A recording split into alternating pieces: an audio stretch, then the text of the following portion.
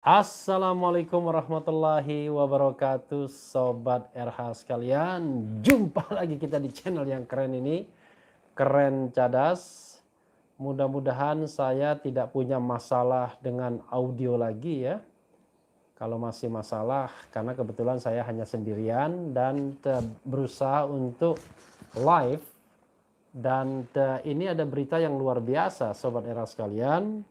Pernyataan dari Komnas HAM yang mengatakan ya, breaking news, Komnas HAM titik 2, polisi langgar HAM soal tewasnya 4 laskar FPI. Jadi paling tidak 4 laskar. Kenapa 4 laskar itu? Kita bacakan ya. Sebagaimana dilansir oleh CNN ya, Indonesia.com. Kita bacakan, Jakarta, CNN Indonesia, hasil penyelidikan Komnas HAM terkait insiden bentrok antara polisi dengan anggota Front Pembela Islam FPI menyatakan telah terjadi pelanggaran oleh pihak kepolisian. Hal ini terkait penembakan oleh polisi terhadap 4 anggota FPI Front Pembela Islam. Komnas HAM menyebut kasus ini sebagai peristiwa Kerawang. Terkait peristiwa KM50 ke atas, terdapat 4 orang masih hidup dalam penguasaan resmi petugas negara yang kemudian ditemukan tewas. Maka peristiwa tersebut bentuk peristiwa pelanggaran HAM, kata Komisioner Komnas HAM Khairul Anam dalam konferensi pers di kantornya Jakarta Pusat Jumat 8 Januari. Luar biasa ya. Penembakan sekaligus 4 orang dalam satu waktu tanpa ada upaya lain untuk menghindari jatuh korban jiwa mengindikasikan ada tindakan unlawful killing terhadap laskar FPI tambahnya.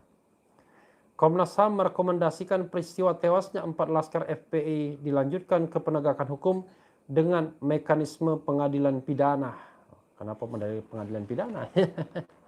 Komnas HAM juga ada pengusutan lebih lanjut dengan kepemilikan senjata api yang diduga digunakan oleh pihak FPI Front Pembela Islam. Sejak peristiwa itu terjadi, Komnas HAM melakukan peninjauan langsung ke lokasi peristiwa Kerawang pada 8 Desember 2020. Komnas HAM sebelumnya telah membentuk tim penyelidikan sesuai mandat Komnas HAM Pasal 89 Undang-Undang Nomor 39 Tahun 1999 tentang hak asasi manusia sejak 7 Desember 2020. Dalam peninjauan itu, pihaknya menemukan beberapa benda yang diduga sebagai bagian peristiwa tersebut. Beberapa di antaranya 7 buah proyektil, 3 buah selongsong, bagian peluru, pecahan mobil, dan benda lain dari bagian mobil seperti baut.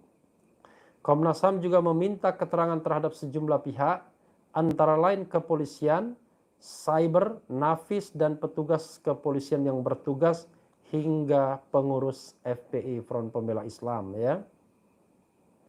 Komnas HAM juga mendalami bukti-bukti 9.942 video, luar biasa ya. 137.000 foto, 137.000 foto yang berkaitan dengan insiden tersebut. Mungkin partisipasi masyarakat ya. Bukti tersebut dijadikan tahap finalisasi laporan akhir tim penyelidik Komnas HAM sebelum mengumumkan hasil rekomendasi akhir. Saya tidak tahu Sobat Era sekalian apakah suaranya kuat apa enggak ya, karena saya tidak bisa mengontrol ya. Mudah-mudahan tidak ada masalah ya suaranya. Selain itu, Komnas HAM juga melakukan pengecekan terhadap barang bukti, termasuk mobil yang dipakai saat bentrok polisi FPI tersebut terjadi. Komnas HAM juga melakukan rekonstruksi insiden bentrok tersebut di kantor mereka secara tertutup dengan menghadirkan anggota Polri. Kasus bentrok polisi dan FPI terjadi pada Senin dini hari 7 Desember 2020 di ruas tol Jakarta Cikampek. Kejadian tersebut menyebabkan 6 anggota FPI tewas karena peluru yang ditembakkan polisi. Polisi dan FPI saling tuding terkait peristiwa itu. Masing-masing saling klaim mendapat serangan terlebih dahulu. Kasus itu pun telah diambil alih dari yang semula ditangani Polda Metro Jaya, kini dipegang Barreskrim Polri.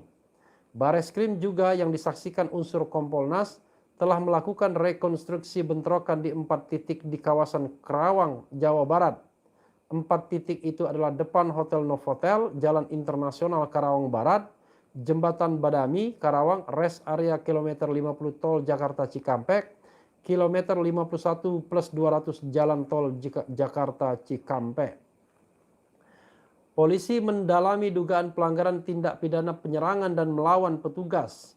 Selain itu ada juga penyematan pasal kepemilikan senjata api ilegal. Luar biasa ya. Nyawa nggak penting.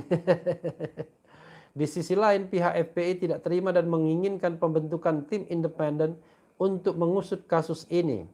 FPI sendiri telah dinyatakan bubar dan dilarang aktivitasnya oleh pemerintah lewat SKB 6 Menteri pada 30 Desember 2020 yang saya bilang terhormat karena dikeroyok oleh 3 kementerian dan 3 lembaga ya. Polri tetap akan bubarkan kegiatan FPI meski ganti nama, ini lain lagi ya. Pokoknya apalagi calon Kapolri baru dan desakan reformasi KOP Bayangkara, beda ya. Komnas HAM amati 8.000 video dan foto penembakan Laskar FPI. Ya, Sobat RH sekalian ya, kalau kita lihat apa yang disampaikan Komnas HAM bukan sebuah kejutan sebenarnya. Karena dari awal kalau kita berpikir logic thinking terhadap 4 Laskar FPI itu, kalau kita pegang misalnya rekonstruksi yang dilakukan oleh Barreskrim Mabes Polri, ya memang agak tidak masuk akal ya. Bagaimana mungkin ada 4 orang dalam keadaan hidup, dalam penguasaan petugas, tiba-tiba akhirnya hilang nyawa semuanya. Kan ini menjadi persoalan yang terbesar. Logika yang paling mudah adalah ya mereka memang ya katakanlah sengaja dalam tanda kutip, sengaja diselesaikan ya, agar kemudian tidak ada lagi bukti-bukti selanjutnya. Itu logic thinkingnya Sobat RH sekalian. Karena agak susah kita menerima logika yang mengatakan bahwa karena mau merebut senjata petugas, maka keempatnya mati ditembak. Apalagi ketika dibawa ke Polda Metro Jaya, lucunya mereka dibawa dengan Daihatsu Xenia, 3 orang di belakang dalam keadaan tanpa borgol, pasti 1 di tengah, lalu petugasnya berapa? 2 berarti cuma di tengah, 1 di depan petugasnya, dan driver 1. Artinya 2 orang petugas menghandle 4 orang yang berdekatan. Rasanya kan dari situ saja tidak masuk akal ceritanya sesungguhnya. Apalagi 4 orang ini baru saja kehilangan temannya yang tewas tertembak atau tewas ditembak. Dalam rekonstruksinya ceritanya adalah baku tembak. Nah dari situ saja sebenarnya ya ada sebuah persoalan kalau kita mau menerima logika rekonstruksi itu. Karena itu ketika Komnas HAM menyimpulkan bahwa terhadap 4 orang tersebut sudah terjadi pelanggaran HAM, maka menurut saya, menurut banyak pihak tentunya, itu bukan sebuah kesimpulan yang mengagetkan tentunya. Sebenarnya yang kita juga akan tunggu-tunggu, tapi tetap saja kita berpikir bahwa ini adalah sebuah kesimpulan yang sangat logis ya, sangat masuk akal, dan saya kira pastinya didukung oleh data-data yang ditemukan Komnas di lapangan ya, baik memeriksa bukti-bukti semua yang masuk ke mereka ya. Itu satu soal.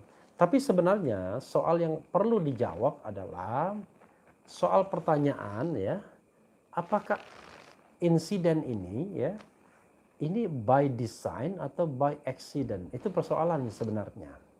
Karena kalau by design maka tidak hanya soal pelaku di lapangan, tapi juga harus bertanggung jawab siapapun yang melakukan desain itu. Kita tentu tidak boleh menuduh institusinya, tapi kalau ada desain yang dilakukan oleh sekelompok orang ya, maka desain itu harus dibongkar juga. Karena begini Sobat Era sekalian, kan ada keanehan ketika Habib Rizik misalnya harus dibuntuti. Padahal kita tahu bahwa kalaupun mereka mau demo, kan demonya itu di Polda Metro Jaya, bukan di daerah Kerawang. Karena itu not necessary, tidak terlalu penting untuk membuntuti Habib Rizik. Dan dia juga bukan dalam status sebagai orang yang berbahaya misalnya, termasuk juga pengawal-pengawalnya. Jadi pengawal-pengawalnya bukan mereka terduga teroris yang mau ditangkap, tetapi mereka adalah orang bebas yang hanya mengawal ulama, ya. Jadi pertanyaan besarnya adalah kenapa dibuntuti, itu satu soal. Yang kedua, mengapa ada upaya untuk mendekati mobil Habib Rizik misalnya.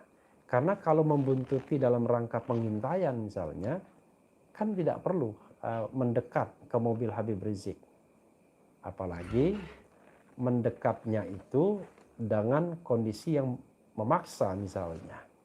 Maka orang bertanya, apakah benar pernyataan Habib Rizik yang pernah mengatakan bahwa dia mau digiring ke medan pembantaian. Misalnya begitu, ya. Misalnya begitu. Nah, berikutnya lagi adalah pertanyaan ketiga, ketika membuntuti itu dan ketahuan, ya, ketika ketahuan misalnya, kan harusnya ya menghindar,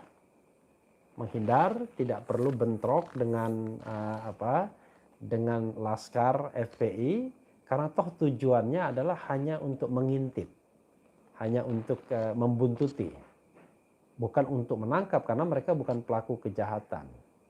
Tetapi ketika terjadi katakanlah bentrok seperti itu, nah ini menjadi persoalan. Dan ketika kasusnya secara sederhana dibalikkan dengan kasus kepemilikan senjata api dan penyerangan petugas, maka seolah-olah korban jiwa tidak menjadi penting, Sobat Era sekalian.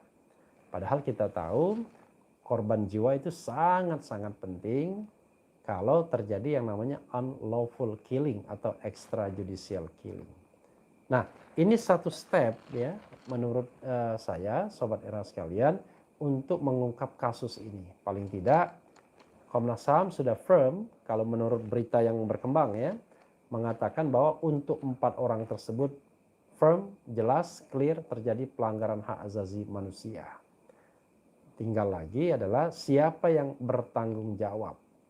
Apakah sekadar pelaku di lapangan? Apakah ada struktur tertentu yang menggerakkannya? Karena teorinya sederhana bahwa 4 orang itu berada sepenuhnya dalam penguasaan, ya. 4 orang itu sepenuhnya berada dalam penguasaan, ya. Tetapi kemudian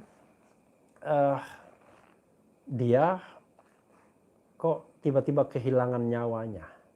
Harusnya ketika dia berada dalam penguasaan negara, dia tidak perlu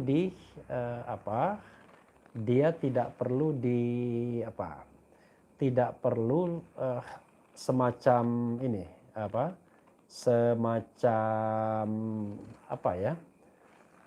harusnya negara dalam konteks ini bisa menjaga mereka, bisa mengamankan mereka dalam keadaan hidup karena sepenuhnya dikuasai oleh negara. Jadi terlalu mudah alasannya kalau mereka menyerang dan mereka mau merebut senjata misalnya.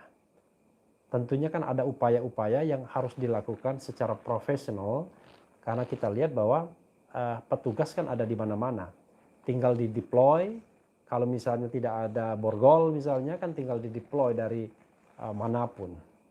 Atau mereka diikat dengan tali dan lain sebagainya, ketimbang dibiarkan dalam keadaan tanpa borgol dan lalu kemudian ceritanya mereka mau merebut senjata. It doesn't make sense rasanya, nggak masuk akal ya. Jadi Sobat Era sekalian, masih banyak sesungguhnya misteri yang harus dikuak ya. Jadi kalaupun misalnya ada kesalahan katakanlah menyerang duluan dari Laskar FPI, maka kita harus juga lihat apakah penyerangan duluan tersebut karena mereka merasa bahwa ada yang membuntuti mereka dan ingin mencelakakan Habib Rizik misalnya. Jadi mereka memprotek perlindungan. Atau kalau mereka membawa senjata, ya itu juga dalam rangka bahwa begini, logikanya sederhananya adalah Kalau yang membuntuti ini tidak mengganggu, kan tidak akan juga diserang misalnya. Kan pembuntutan itu kan bisa dari jarak jauh. Karena namanya membuntuti cuma mengintip, jadi tidak perlu kontak misalnya. Karena itulah misalnya ada mantan waktu pernah dalam video yang saya buat bahwa kalau tujuannya hanya sekedar menguntit, rasanya nggak mungkin. Gitu. Pasti ada tujuan lain. Nah, tujuan lainnya itu yang harus kita jawab.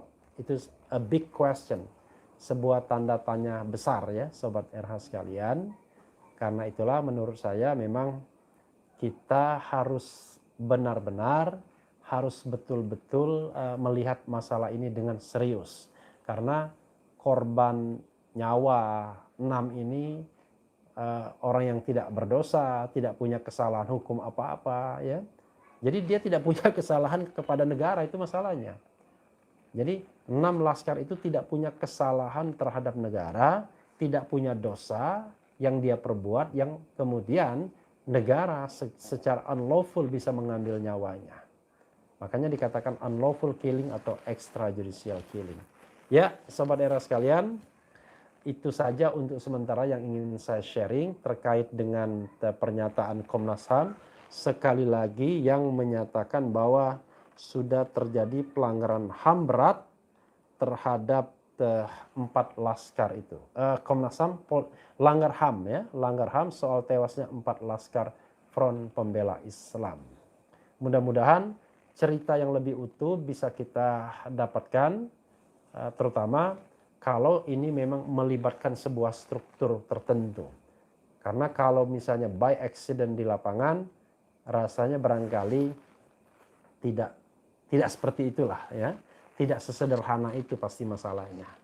Nah, kita lihat dan kita mau tetap mendengar hal-hal lain dari Komnas HAM, tetap bekerja secara profesional, tetap independen dan tetap berani ya mengungkapkan sebuah kebenaran. Karena sekali lagi yang kita cari adalah kebenaran, bukan pembenaran. Siapa yang bersalah harus bertanggung jawab, yang tidak bersalah tidak boleh dihukum. Ya, Sobat Era sekalian, itu saja live breaking dari saya. Sekali lagi mudah-mudahan suaranya jelas ya. Saya mencoba ya kotak-katik dan ini mudah-mudahan bisa suaranya jelas. Yang penting tetap di channel ini, karena di channel ini Anda akan dirayu, ditipu, dibaperin, dicecar, diober pula di jalur khusus. Karena channel ini adalah channel yang mengancam, memeras, dan membenci. Jangan lupa subscribe, like, comment, and share. Cheers.